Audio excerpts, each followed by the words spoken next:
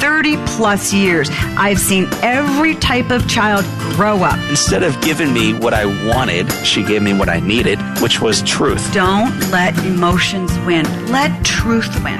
Do your very best, and you should have a lot of fun while you do it. And the better you get at something, the more fun you're going to have at something. You moms and dads are wired with everything you need to be a parent to a great kid. Welcome to Parenting Great Kids. This is episode number 34, Helping Kids Navigate Messages from Media. I'm your host, Dr. Meg Meeker. Today I'm excited to be talking with my friend Anthony Weber about the importance of paying attention to the messages kids receive from media. This is going to be a very important conversation. Also in this episode, I'll be featuring a listener question from a couple parents struggling with toddlers' anger. And as always, I'll share my points to ponder for you to start using right away. And parents, as a reminder, don't just download episodes, click subscribe. When you do that, you're joining my parenting revolution, and every new episode will automatically show up in your subscribed list. You won't regret it. And we'd love for you to write us a review on iTunes and let us know what you think. Also, not only are we on iTunes, but the Parenting Great Kids podcast is also now available in the Google Play Store and on Stitcher. So no matter where you get your podcasts, subscribe today and don't miss a single episode. Parents, we all know that talking with our kids about sex is uncomfortable. And when it comes to having that initial talk with your child about sex when they're about 8 years old, I always say in every couple there's one who's a chicken and one who's an even bigger chicken who just won't have the talk at all. But the truth is, no matter how uncomfortable it is, beginning a conversation about sex early with your child is extremely important because it puts you in the driver's seat. The tricky part is many parents often don't know where to begin or where to end. What if they say the wrong thing? What if they talk too much or too little or use the wrong words? Too often, not knowing how or when they should approach the topic of sex with their child, many parents just don't do it. And then this leaves your child at the hands of the culture or his friends to teach him about sex. I have created a digital toolkit just for you called How to Have the Talk with Your Child. It walks you through the process of having that initial conversation with your child about sex. The toolkit's packed with a variety of resources and all the information you need to get ready to have that initial conversation, including ages and stages chart to help you determine when to have the talk with your child. There's an ebook on talking to your child about sex, a script to help guide you through the discussion, and for those of you who are really chicken, you're the big chicken, it even includes a video of me giving the talk directly to your child. How easy is that? Talking to your child about sex doesn't need to be intimidating or scary. It can be really a great experience, and it'll help you establish a strong relationship with your child. This month alone, I'm excited to offer you How to Have the Talk with Your Child toolkit for 20% off. Just go to my website, megmeekermd.com, click on Parenting Resources, and user code TALKPODCAST when you check out. Parents, this topic about sex is far too important to hand over to somebody else to talk to your kids about. You need to do it. Go to my website, check out How to Have the Talk with Your Child toolkit, 20% off. You need to stay in the driver's seat when it comes to talking to your kids about sex, and I'm here to help. So parents, thanks for listening. This is episode number 34. Stay with us. So now let's move on to my points to ponder. My first point to ponder for you today is embed yourself in your children's worlds. You're going to hear Anthony Weber talk about the importance of not just telling your kids to not watch this and don't play that and give them a bunch of no's, but how important it is for you as a parent to engage your child and see what they're seeing, watch what they're watching, pay attention to the games that they want to play. This is a lot of work, but it's critically important because parents need to know what their kids are exposed to. Many times you won't like it, but you need to see what your kids are playing and wanting to watch. It's very important to embed yourself in your kids' worlds because you then can influence what they're watching. You can have conversations. You can ask them good questions without lecturing them You can experience certain things together. Of course, there are going to be limits on the types of shows and games that your kids can watch or play, but staying involved and interested helps children stay open in their communication with you. And that is particularly important beyond just what they're watching. You want to know what kids are doing in their own lives. Second, ask good questions about the shows he watches and you watch with him. Ask who the main characters are. What are your kids feeling about their behaviors, the choices that people are making? And listen closely to your kids' answers. Don't just come back with a negative reply, or don't tell them that they're wrong, or don't try to teach them, but just sit and listen to the answers that they give to your questions. And rather than tell them what to think, teach your children by asking their opinions first. This is so important. A child is much more likely to listen to what you have to say if first you ask them what their opinion is and then you listen to it. Because then they feel that you're paying attention, you're respecting, you're liking what they have to say, and you want to hear what they have to say. Very important in keeping communication open and flowing between you and your children. Then, once your child gives you his opinion or answers your questions, you can direct further questions that will make them think the way you're thinking. In other words, you can bring them to a conclusion by asking specific questions. And many times you can direct that conversation by directing the questions. When kids see that you're genuinely interested in their opinions, they're far more likely to keep talking, and they'll want to sit down and watch with you. And most importantly, they're going to listen to you when you tell them why in the future they shouldn't watch a certain show, listen to certain music, or play a certain game. Third, set clear game rules about media and tell your kids why. Many parents either tell their kids that they can never watch television or movies, or they go to the opposite extreme and they surrender all rules and guidelines. They simply say, there's not a whole lot I can do about it. Kids are going to watch these things. They're either going to watch bad things in my house, and if I don't have them, then they're going to go to their friends' houses and they're going to watch bad stuff. Don't adopt that attitude, because that's not true. Kids will listen to the boundaries you set if you explain to them why you have them, and if you've already listened to their opinions about the movies that you're watching. So review current movies and television shows, and then make a list of acceptable and non-acceptable ones. Tell your kids why you've chosen some and ruled out others. And when you do that, give them specific reasons. Don't be afraid to tell them that shows are off limits while you're at a friend's home. Many parents are afraid to do this because they assume that their kids are going to watch whatever their friends are watching. This isn't true. I've seen this happen in not only my own kids, but in many of the kids I've seen in my practice. If friends watch shows that you disapprove of, tell your child or your teen, when the show comes on, your teen or child is to call you and you will come and pick them up. And if you are afraid that your teenager or child's going to feel a little geeky or awkward calling you, all you have to do is tell your child to blame the call on you, that you're the parent who doesn't want them to see him and you're kind of crazy, and kids will call you in a minute. It really actually works.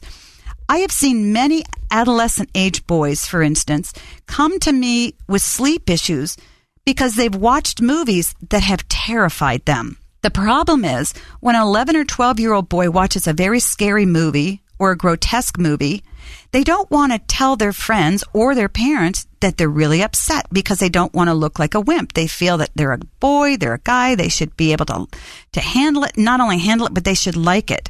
But I have seen kids who've come to me with disrupted sleep, nightmares, sad and angry feelings, and many kids will go along with your choices easily because they will feel protected if they know that you won't let them watch horror movies or scary movies. Think of all the good night sleeps you're going to be giving to your adolescent boys, and you're going to keep them from being frightened, as many of them are, by watching a lot of scary movies. I'd like you now to listen in on a conversation I had with Anthony Weber about helping kids navigate messages from media. Anthony has tremendous insights, and I know you're really going to enjoy this conversation. My guest today is Anthony Weber. He is a pastor of Church of Living God. He's an extraordinary teacher to high school students. He teaches Understanding the Times, and he teaches a college-level course called Ethical Dilemmas. Anthony, thanks for being with me. It's good to be here, Meg. Now, I wanted you on the podcast today because a lot of parents come to me and say, I'm really concerned about my kids and the media, the messages they get from movies and media, and that is one of your sweet spots, isn't it? So tell me what you have seen over the past 10 years, the messages in general that kids get from movies and media in general. It's a great question and a really broad question. Mm-hmm. So I'm going to give some really broad answers because depending what you're listening to or watching, it can change dramatically. So we live in an age where you can do something called ego casting. That is, you can broadcast to your own ego. And that could be music, movies, it can include books, you name it. But because there's so many things out there, yes, you can pick and choose what you want. Mm-hmm. And we could probably have a whole separate discussion about the fragmentation of culture, but kids do that subconsciously, don't they? That ego broadcasting, is that what you're calling it? Yeah, ego casting. Ego casting. Mm-hmm. So they search out movies and genres that make them feel good about themselves? So I think there's two things that could potentially happen. One is they're looking for stories that confirm what they believe to be true about the world. So we could talk, and we probably will talk more later today, about how most of the stories you're seeing today in young adult literature and movies, you really see a breakdown of the family. Yeah. There's almost always one or both parents missing. Yes. And I think for many kids in particular, they're finding stories where they can find themselves in the story, and it affirms that they're not alone. On the other hand, I think they're often looking for stories that will give them hope that even though this is where I am, mm-hmm. that doesn't mean I have to stay here. So you'll also see a lot of stories where something rises out of the hero that they didn't know they had. Yeah. So is this a good thing? If we're seeing families breaking down and we're seeing art imitating what is happening in real life, is this good for kids to see a divorced family on television, but the kid does okay in the end? Is that good for him or is that bad for him? Well, that sounds good to me because I think that's a hopeful message because I don't know the exact stats. You might know this better of how many children are now in divorced homes or how many children there are of single moms or single dads who were never married. So I think a story that shows that situation and shows that it can be okay, that's a good story. However, I think you'd want to add to that, you want it to be honest. Yes. Because it's not just a simple thing. There's not a magic fix to that. Right. There's a lot of complication. So I'm not opposed to those kind of stories at all. What I worry about sometimes is that the story can begin to just present that as if this is the norm, almost as if this is okay because it's just going to happen. Yeah. I would say, and I would wonder if you'd agree, that the norm in movies is a home where if parents are present, they don't have much influence or authority and they're not important. And that is growing and building in media, don't you think? I do. But I also wonder sometimes if there's not a more subtle message coming through that even in movies where you see the parents don't seem to be important or they're idiots. There's just a lot of stories where that's the case. I'm wondering if, once again, it's not fulfilling two roles. One is we're seeing that it's a representation of, unfortunately, what a lot of kids experience. Right. But there also seems to be a longing in those stories for that not to be the way it is. Mm-hmm. Simply by showing it, I think we're meant to see that this world is broken. This world's really fallen and in need of some type of redemption. Most of those stories then will offer a form of redemption. Mm-hmm. They just usually don't offer Christ because they're not coming from that worldview. Right. Do kids see that, though? I mean, you're looking at it through adult eyes and adult thinking. Does a 14-year-old kid see that? That, gee whiz, there isn't a mom or a dad, or there's a mother or a father in the show that's an idiot, but I have a longing for life to be a little bit different. Do they know that? I don't know, but that's where I think the church has an opportunity to step in right now in our culture and make a huge difference. And not just increasingly model healthy family, but learning how to step in as surrogate mom and dads, whether it's being involved in Big Brother, Big Sister, or foster care programs, or whatever the option is that Christians can get involved in and say, wait, I know you're seeing these stories, that you recognize you're not alone in this, and there's a sense of maybe peace and affirmation that you're not weird, you're not strange. This this happens in life. But rarely is the story completed properly. And I think rather than Christians necessarily complaining that the media is not doing our work for us, it's our job to step up and give truth and give hope.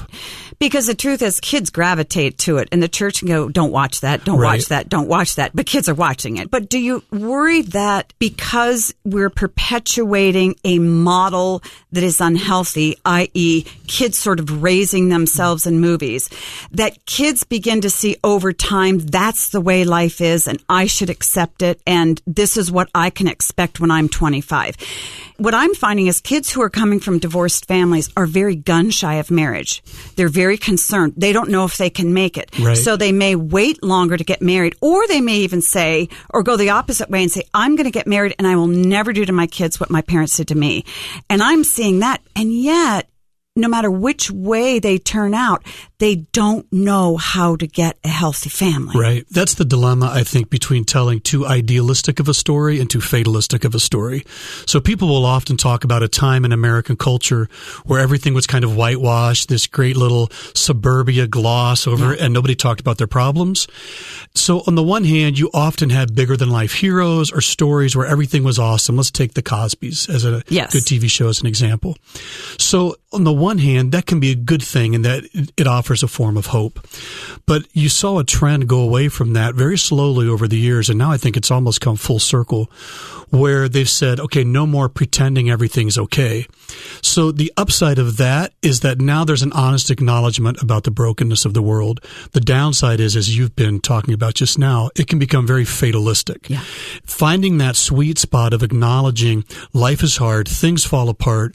It doesn't have to mean I'm a bad person or it was my fault, especially if you're a kid. Finding that spot between too idealistic so it feels shallow, too fatalistic that it feels hopeless. That's a hard spot to find, but that's once again where I think Christians need to be aware of the stories that culture is telling, know the movies, know the books, so that we can step in and finish the story like it needs to be finished. Yeah. So we need to be apprised of what our kids are seeing, whether they're in a parochial or a Christian or a private school or a public school.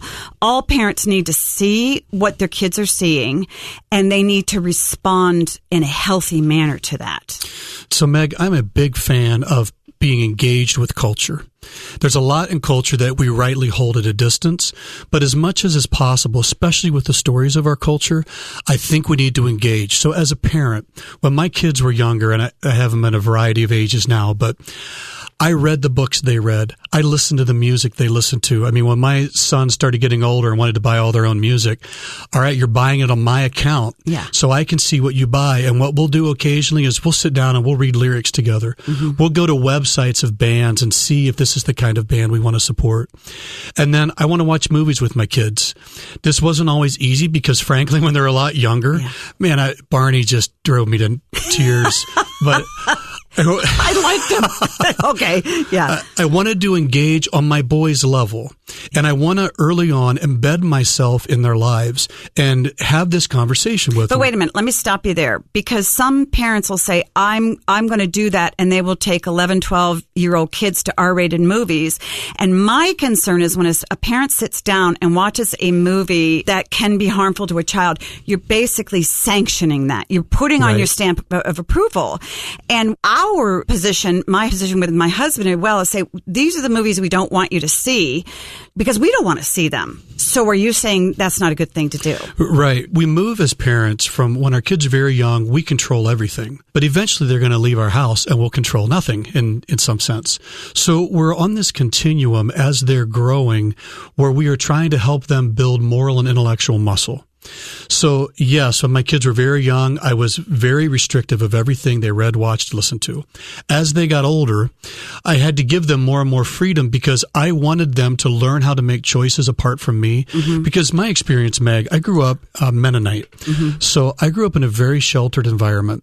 And my parents, we didn't have a TV. We didn't listen to secular music. It was very self-contained. Yeah. And I don't fault my parents for that. As a parent now, I understand that urge. But one of the things that happened was when I got out on my own, I was like a media glutton. Really? Because I had never built the muscle on how to be discerning, and I fell into some very bad habits very quickly. Mm-hmm. So one of the things I've tried to do with my boys is embed myself in their life, and I talk worldview. I talk the messages both taught and assumed in the movies, the books, the music. And I tell you what, Meg, right now with my 21-year-old, and I was telling you this earlier, I Facebooked him this week and said, all right, give me some honest feedback about how this went, walking you through entertainment. Right now, we go see movies together. Mm. We recommend books for each other. We recommend Spotify stations. I have a really good relationship with my son, but I approached it very differently than my dad approached it with me. And I had a good relationship with my dad, but he didn't embed himself in my life. Mm-hmm. And that's one of the things I'm a big fan of as parents. Obviously, you are drawing lines and saying these things you can't do. Right. But as they get older, just becoming such a normal part of their life that they don't think twice that, hey, my dad or my mom is watching movies with me. Right. And then it's leaving there. You have the conversations with them. What did you think of that scene? What did you think of that hero? Yeah. Can I give you one more example real quick? Please do. My son and I started going to a gym together when he was in high school. And one of the things in that gym that was not as good was they played some music that was pretty raw. Yeah. And at first I was like, I don't know if I want my son hearing this music, but I also knew he was getting exposed to it at school, and he probably already knew the songs, even if he wasn't listening to them in our own home. What I ended up doing is we'd leave the gym and I'd go, AJ, did you notice in that one song how awkward the room got? Did you think about how the women must have felt while those lyrics were being sung? And I just tried to take that opportunity, knowing that, he's almost ready to go to college and be on his own. I've got to get him thinking about what's happening. And as time went on, he began to see those dynamics very clearly. Mm-hmm. And sometimes he'd start to bring it up on the way home. Mm-hmm. That's wonderful. That's one of the beautiful differences, I think, between father parents and mother parents. Now, if I would have been in the gym, I would have gone over to my girls and I would have started yelling and I would have hauled them out there because I would have been on a crusade. No, we're not going to listen to. But the self-control that you exhibit in the gym to not just start railing because you're a very passionate person and you believe very deeply and strongly about many things. And I'm the same way. But I just have a hard time containing it. And I think that what you're talking about is critical in great parenting because you embed yourself, but you're not constantly telling your kids how bad stuff is. That's one of the things. That's hard. I think mothers have a harder time with that than dads. I really do. Walt is the same way. He'll sit there and listen, and I'll go, say something. And I'll go, no, I want to hear the whole thing. And maybe it's because we need to use more words, but that's incredible. I'm not saying it was easy. I don't want to downplay this. There was a lot of prayer during this process. Yeah. I mean, you know how it is with teens, and I'll just throw all my boys under the bus here.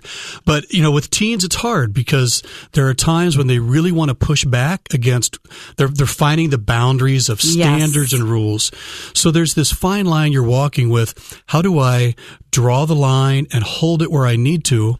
And what are the times where I have to learn to have some flexibility and some give, let them grow up with me being a part of that growing up. Mm-hmm. And once again, rather than me controlling everything until they're 20 and suddenly they're gone and they don't know what to do. Mm-hmm. So there was a lot of prayer. There was discussions with my wife because, Meg, I second guessed myself a lot because I was worried. And, I'll second guess this with my other boys too. I'm always worried that I'm not seeing what that sweet spot is of protecting them and building them. Yeah. Now, I'm going to throw a wrench in here. There are going to be parents who are listening who go, that's great. I'm my 15, 16, 17-year-old boy's buddy. And we go to all these movies and we play video games together. And somebody like me comes along and said, it's not great bonding time on a Saturday afternoon to sit down and play 3 hours of Grand Theft Auto. Or Halo. Okay. Right. But they say, no, it is because I don't want to put restrictions on what my kids do. I want to be like them and act like them and talk like them and be around their friends because I don't want to push them away. But I know you well enough that you were able to navigate that area, embed yourself in there, but still be the dad. How did you do that? Okay, so my goal was never to be the cool dad. It might have helped that I was a teacher, and as teachers, they tell you, you don't smile for 3 weeks or whatever it is. The first 3 weeks. That's right. Establish authority first. Yeah. When I coached, same thing. You can't be a buddy and be a coach. You got to be a coach first. And in both those scenarios, I've built wonderful, deep friendships with my students and with players I coached, but not because my primary purpose was to be a buddy. My primary purpose was to lead well with the responsibility that I'd been given. And if I did that with character and with integrity, there was going to be a relationship that followed.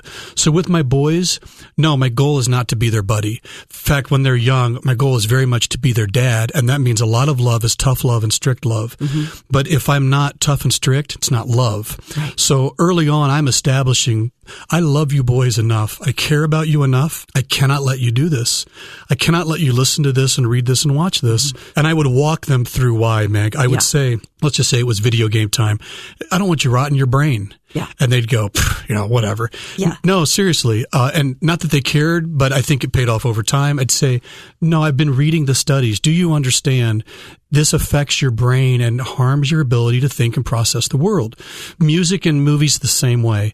And I would explain to them, not because I thought they understood or cared at that age, because I didn't understand or care at that age, right, but because I want them to know I care enough about them to protect them. Right. As they get older, that love and I care enough to start to let you go. Yeah. But that's where I feel like I earned the right as a parent to continue to be a part of my life, because as they get older, they recognize Dad didn't always want to do that. When my kids were younger, I remember having a conversation with my oldest one numerous times. I don't know if he's going to listen to this podcast or not, where I would say, listen, here's the way life works. You control yourself or someone else will. Oh, that's fabulous. Would you say that again? Yeah, you control yourself or someone else will. Yeah. So if you control yourself, homework, dating, music, you name it, hey, you and I are going to get along great. You're going to love spending time with me because everything's going to be fine. But if you don't, I will. And then it's going to get really tense. Yes. But then there was times, Meg, where it did get really tense, and I had to go back as a parent. I had to apologize. I don't know how many times I had to say, AJ, I am sorry. I didn't handle that well. He was my oldest son. There was a lot of times I said, I'm sorry. I don't know what I'm doing in this situation. You just need to know that. Maybe my dad, maybe I never gave this challenge to my dad, or I've never seen it play out, work with me. Yeah. And I can remember times sitting in the car crying, having conversations, both of us. But we walked into it. Yeah.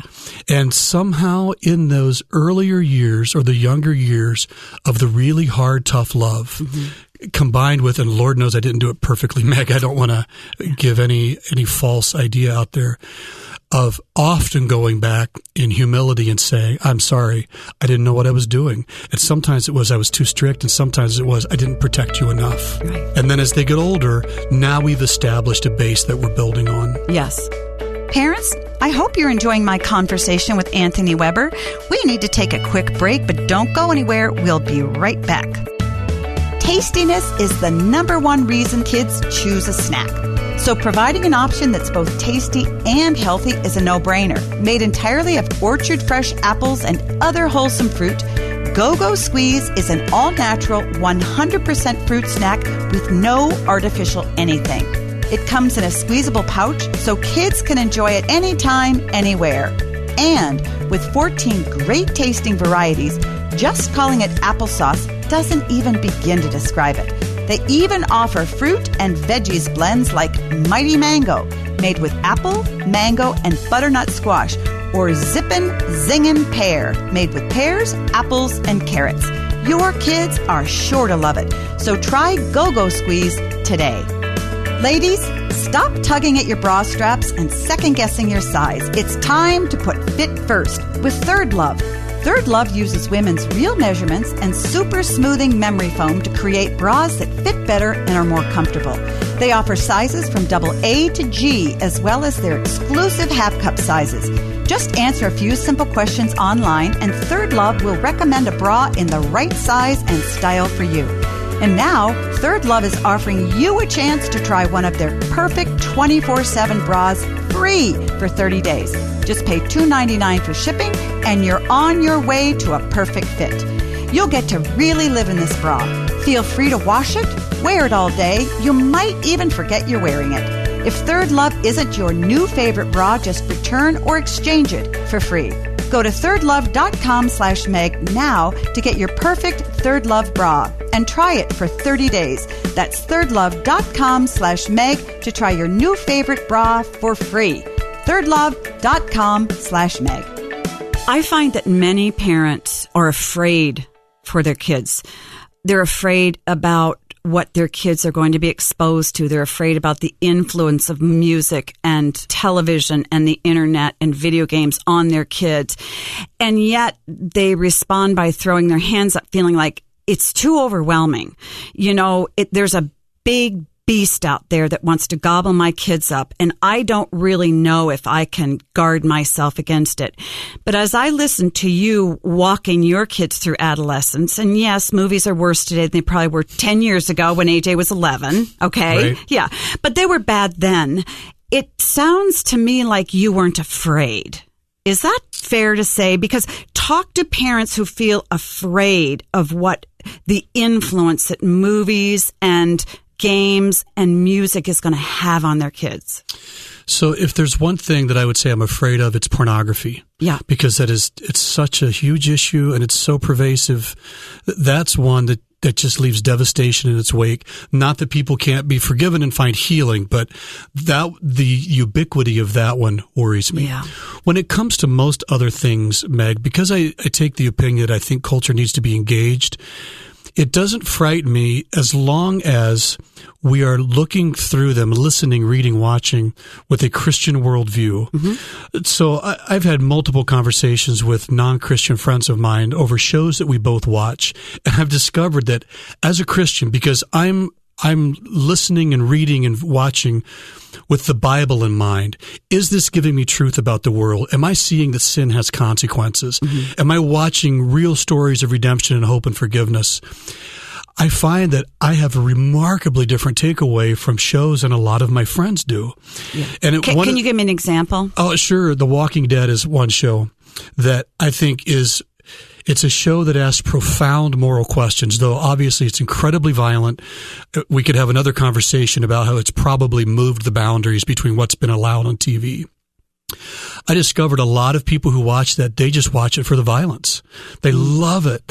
Just the gore, that was the thing that mattered to them. Meanwhile, I'm skipping those parts and shutting my eyes. I'm like, that's gross, because I'm fascinated by the moral and ethical dilemmas, the character development, once again, I'm watching this going, that Christian character in the show is a really good representation of what a Christian is. And I'm shocked to find this in a show that's written by an atheist. Yeah. So that's just one example, and I'm not recommending that show for everybody. Did you let your boys watch it as teenagers? No, my boys don't watch it. Okay. No. Okay. And once again, it's not that I recommend the show. You just see it very differently. I see it differently, but that's also, Meg, part of what I do. Right. So I watch and engage with a lot of things that if I weren't doing it purposefully to blog and to teach and things like that, I wouldn't engage as much. So I want to be real clear about that. Mm-hmm. But I've seen that. I remember, it was a show set in the 20s or 30s, Mad Men. Yes. I might have that wrong. I watched a little bit of that. I didn't care for it, but I discovered very quickly what I saw as this story about the moral downfall of the main character spiraling out of control. You saw it in the opening credits of the show where he's falling off of a building, and the whole show is just unpacking his marriage is failing, his friendships are failing, everything is falling apart. And meanwhile, I'm reading articles online from people where everybody wants to be the main guy. And I'm looking at that as a Christian going, how do you take that away from a show that is showing you that the wages of sin is death? Right. Well, you're right, because, but don't you think we're sort of, media manipulates our thinking too? Absolutely. And they make it look so glamorous and they make it look lovely. You know, it's like the 50 Shades of Grey thing. Right. Talk about me railing. I rail on it because it's pure porn. I mean, you were talking about pornography and all the young girls that just, flood into these movies, and their parents are letting these young kids see these movies. They're just, masochistic. It's terrible. Twilight wasn't much better. Yeah. Just on a different level. Yeah. Let's be very specific and talk about themes. We talked about it earlier in the podcast, and that is the theme of parentless homes or the breakup of the family, and how we teach our kids that those things aren't, while a child who may hurt because the parents are divorced and he sees a child growing up and there's divorce in there, the child doesn't necessarily have a good outcome in the show. They do show his misery. But what are some other themes that they're getting that crop up over and over in movies? And how should parents teach their kids to push back from those? One of the ones that I'm thinking of is that, sex is fine with anybody, anywhere, anytime. And talk about a behavior that has no bad consequences. You never see a bad consequence in a movie on sex. It's all glamorized. Right. And it sets kids up for misery, boys included, because they think everybody should be like Brad Pitt or whatever they imagine him to be. So what kind of themes do you see cropping up that kids get that parents should push back against? I'd say for younger kids, one of the themes you often see is, once again, the idea of that the parents or adults are incompetent and it's all kid power. So that's something to watch for. And it's in almost everything, frankly, other than one exception I could think of is Inside Out was a really good movie with a strong parental couple. You could even argue Zootopia for young kids had a nice family structure at the heart of it. But that's something just to watch for. Yeah. And part of it, I think, reflects that many kids, unfortunately, are raised in homes where that's what it feels like. And that may well be true. But I think that comes back to parents living lives of integrity and godliness and wisdom so that it's real clear to your child if they're watching something like that, well, this clearly isn't my parents. Yeah. Or even if you're watching that with your child, you choose to let them watch that, just going, boy, that was a bad decision for the parents. Do you ever see me doing that? Start when they're young, asking kids to reflect how they experience you as parents so that you're making that distinction between what's on the screen and what their life is like. When should parents start engaging their kids about what's going on in television and movies? As soon as you can. Okay. Honestly. 6, 7, 8 years old? Oh, yeah, absolutely. Okay. Yeah, I mean, even Land Before Time movies, my kids really liked them. Boy, that's taking us back. That's taking us back. Some good Spielberg there with the first one. Okay, but the first Land Before Time movie, the opening sequence is one that promotes evolution, not by teaching it, but simply by showing it. It's just assumed. There's it was Land Before Time 10 or something way down the line. One of them had alien dinosaurs land and the claim to start life on Earth, which actually ties into what a number of top atheists today are claiming about how they think life on Earth started. There's worldviews in even those stories. Yeah. And so watching that with your child, if you're going to let them watch it, at the end of that opening sequence that shows things crawling out of the sea, et cetera, going, okay, that was silly. Yeah. I mean, so if you choose to let them do it, just make the comments, because even small things that you say, I think, build great momentum over time. But for parents to say them in the right way, to say them the way you would say them and not say them the way I would say them. How would you say it, Meg? That's ridiculous. You're not going to watch that. Our kids laugh at me and what I would and would not let them watch as they were younger. And now as parents themselves, it's really fun because I find that they're even stricter with television than I was. And, and I do want our listeners to know that you taught our girls in high school and they loved you as a teacher, and the course Understanding the Times for them changed their lives. In that course, we actually watched some teaching from John Stonestreet back before he was with Chuck Colson's ministry, where he did a teaching on entertainment. And he has 3 criteria that I often use that I think are really solid. Is something good, is something true, is something noble. By good, he means is it done with excellence. So don't watch lousy stuff. Watch things that are done well. Is it true? Does it tell truth about the world? And that could be honestly showing the consequences of sin. It could be showing the benefit of righteousness. But is it honest about the world? And the noble is, does it make you want to be a better person? And that has a lot more to do with your heart, with your mind. If I'm watching a show with my boys, I want to know when we walk away from that, do they want to be better men because they saw that? Or is there something about the heroes that I'm really uncomfortable with? Or is there language language or violence or sexual situations, things like that, that's distracted from the message, and now they're going to be consumed and formed by that rather than positive messages. Right. Those are great questions for any parent to ask, whether you have a Christian faith or whether you don't. Is it good? Is it true? Is it noble? Because I think all parents want their kids to watch things that are done well and that are true and that make them want to be better people. Right. Fathers. Let's talk about fathers and how they're portrayed in movies and media. It's really hard to find a smart dad out there. One of my favorite movies was Pursuit of Happiness with Will Smith. I did not see that one. Oh, to me, it was excellent. He's a single dad who's very poor, and he has a son, and he's a very, very smart man and sort of pulls himself up and does well. And I just thought he was a really good dad. But in many movies, fathers are portrayed as such idiots. Does that change the way our kids treat their own fathers? I have not noticed a correlation, but then again, I don't let my kids be consumed by entertainment. So it's hard for me to gauge that with other families. Mm-hmm. One of the things that I've noticed, let's take a show like The Middle, which is a pretty entertaining show. Yes. But the dad is very quiet. Yes. In many ways, he's not a good dad, though he clearly has a good heart. Yes. Okay, we watch that show as a family and we laugh, but we also make comments like, just talk, have a conversation. So even as we're watching, we're not watching passively. We're watching very actively. Yeah. And I feel like that active engagement is a very important part of what we do with entertainment nowadays. And that's true for Christian and non-Christian entertainment. Right. It's a fallen world. Nothing's perfect. All of it. Yeah. So being active with it is huge. Yeah. Interactive as you watch it if it's appropriate, but then revisiting it later. Yeah.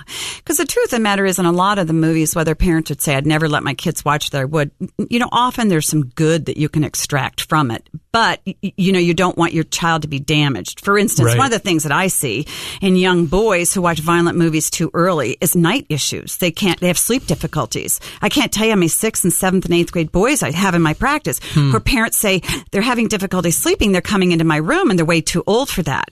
But what happens is a lot of boys will watch violence because their buddies are watching violence. It disturbs them. They have nightmares, but they don't want to tell anybody. Because they're a guy. Interesting. And I see it more with boys than I do with girls, because girls will talk about it. Modern Family. A lot of Christians will say, I'm not going to watch Modern Family. And yet, if you look at a lot of the characters, they spend a lot of family time together. What are your thoughts on a show like that? So that's a show, once again, it's an interesting one because on the one hand, it is promoting family. And why would we be against promoting family? Right. And I've not watched it much, and I'll tell you why in a second. But my understanding is that a number of the families in there are fairly good representations of flawed but loving families. Yes. Obviously, the controversial part is the gay couple. Mm-hmm. So we don't watch it. One of the reasons I don't is because I tend to be more leery of comedy than I am of drama. Really? Because comedy gets my defenses down. I laugh about things I shouldn't laugh about. Oh. So another example is The Office. Yes. I found The Office to be very entertaining, and then there was one day I was watching it and I realized I'm laughing about things I shouldn't laugh about. That if in the real world someone in my church was in this situation, I would not be laughing, I'd be crying.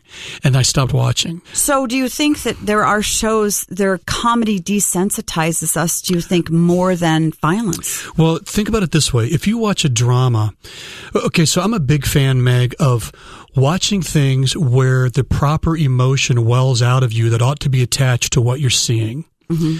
So if I'm watching a drama, generally speaking, that drama is trying to pull my emotions in a particular direction, and usually properly.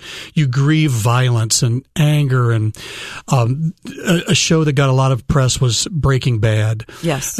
If you want to do a public service announcement on don't do drugs, you could do far worse than showing Breaking Bad, because if you saw it, I watched some of it because I was interested in the culture phenomenon. I quit on one show where they showed a child growing up in the home with two parents who were addicted to meth.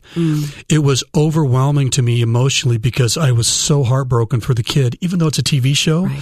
I couldn't handle it. Right. But my thought was, that's actually good TV because I ought to have my heart broken by situation. Didn't glamorize it. My dilemma for me, and I'm not saying this is for everybody, my dilemma with comedy is that I have discovered over the years that if I'm not careful, all my defenses go down, because if you can get me to laugh, I think it's okay. Yeah. Exactly. Yeah, you get you to laugh. Yeah.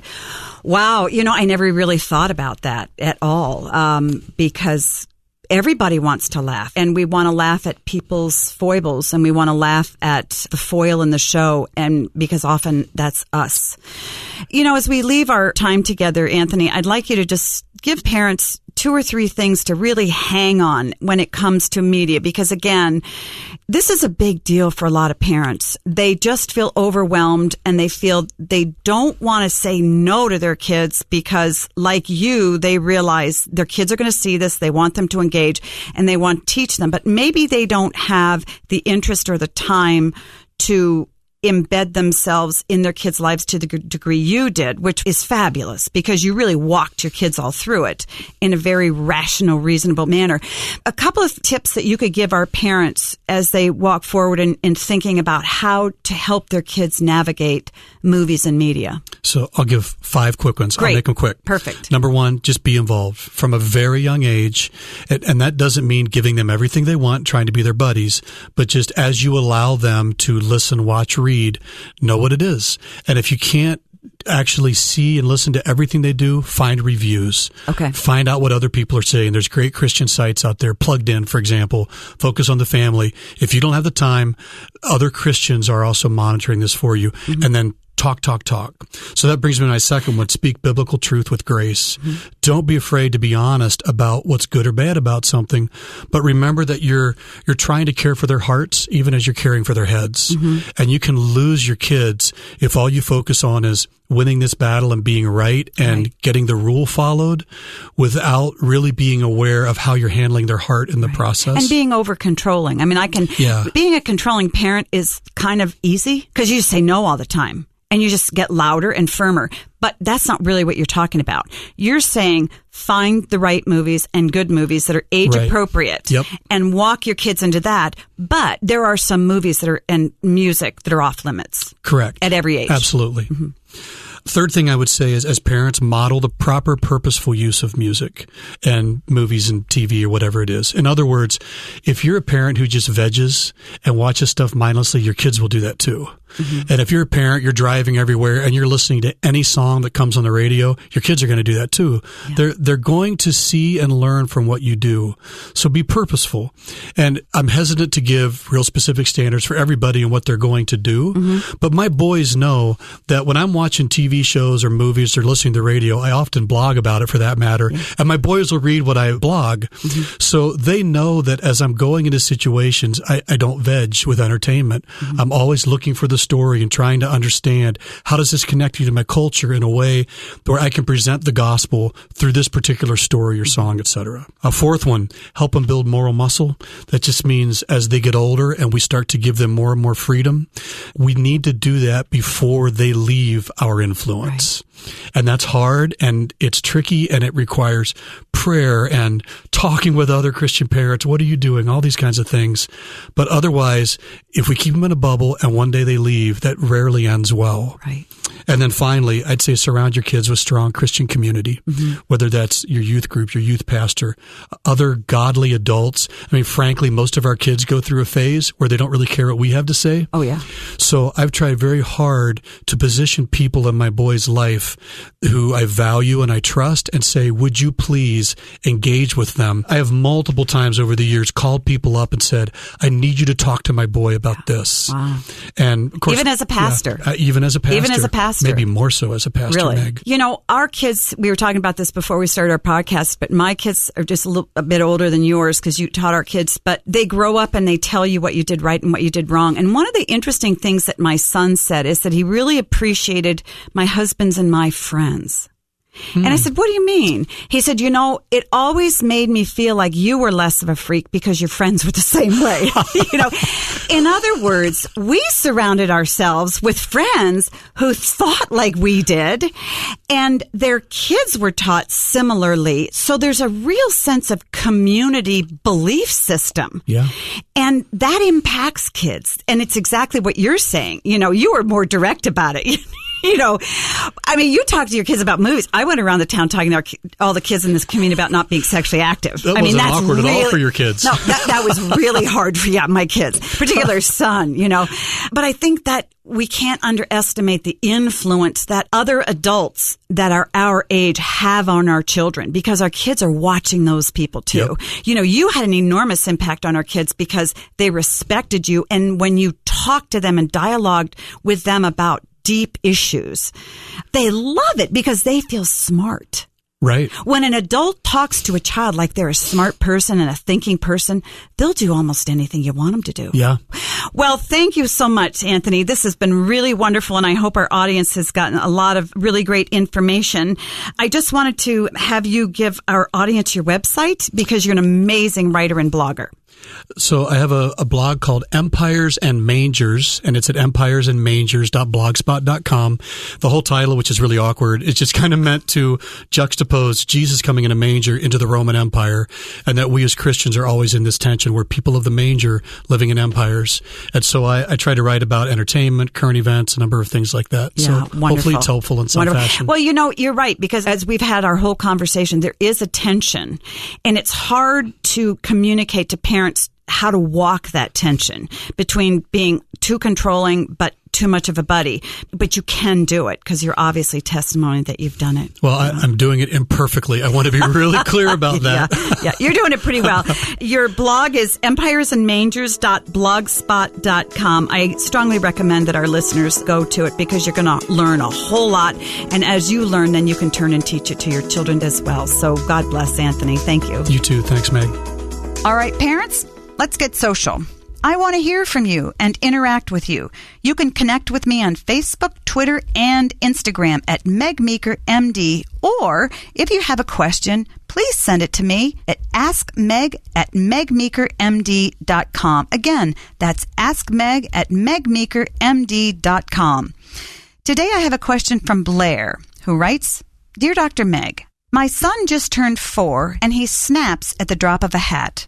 Runs to his room, slams doors, etc. When I go and try to talk to him, he ignores me or gets more mad, and at times he starts to bite his clothes or hit himself. I believe he just doesn't know how to express his anger. We're trying so hard to talk softer and avoid confrontation and discipline in a way that doesn't set him off. Is this wise? How should we handle this situation? We want him to know when he's doing wrong that it's wrong, but we don't want to run his life with an iron fist. Blair, great question, and I'm so happy that you wrote in. You have identified something very important, and that is your 4-year-old son is exhibiting behavior that really isn't normal. Biting his clothes and hitting himself is not normal for an upset 4-year-old boy to do. The fact that he's doing these things tells me that he's very afraid or he's very upset. Perhaps he's afraid to express himself to you, which seems kind of ironic because you said he's having meltdowns and he's slamming the door and he's running to his room. But my sense is he's afraid and he doesn't know how to adequately express himself. Could he be afraid to be angry in front of you? Have you been overly angry with him? If he, for instance, has perceived that you have been harsh with him, he will become afraid. If you or his mom or somebody else has yelled at him, he will be afraid to express his own feelings. And when kids are afraid to express their feelings, they snap, they run, they do crazy things. So your question is, what do you do with him now? First of all, you need to talk softly to him. Don't avoid confrontation and certainly don't avoid discipline. What I would do if he were my son is when he snaps and runs to his room, I would go up to his room and I would sit there. Don't try to talk to him. Don't try to say anything to him. Try to comfort him. Remember, he's afraid. He's not just angry, he's afraid, and you need to teach him not to be afraid. And do that for a couple of weeks. And then over time, you need to learn to speak very firmly, but very gently to him because he is a very sensitive child. So that's very important. You don't want to throw out discipline. He needs to know what is right to do and what is wrong to do. And with a son like this, I would choose a form of discipline that isn't terribly harsh. For instance, I would have him go sit in a timeout, or I would take away some of his toys. When he misbehaves and he breaks the rules, your discipline should be swift. It should be without screaming, without reprimand. It should be just very matter of fact. It shouldn't be frightening for him. I promise you, if you learn to comfort him, if you're patient with him, if you control the way you speak to him and make your discipline very matter of fact and not harsh, he will come around. Parents, I love answering your questions, so please keep sending them in to me. You can email your parenting questions to askmeg@megmeekermd.com. That's askmeg@megmeekermd.com. I want to thank my guest, Anthony Weber. What a wonderful conversation we've had. Anthony talks about being bold in your kids' lives and not doing what his parents did. They were great parents, but rather than telling your kids they can't watch anything and that the television never goes on and they can't pull their laptop on, engage your kids with the media. Talk to them, teach them, and ask them questions about what they're seeing. Let's recap my points to ponder now. First, embed yourselves in your kids' worlds. Tough stuff to do, but it's very important. Watch the shows your kids are watching and be informed. 2, ask good questions about the shows your kids are watching. And 3, set clear game rules about media and tell kids why. So until next time, parents, remember, great kids are raised, not born.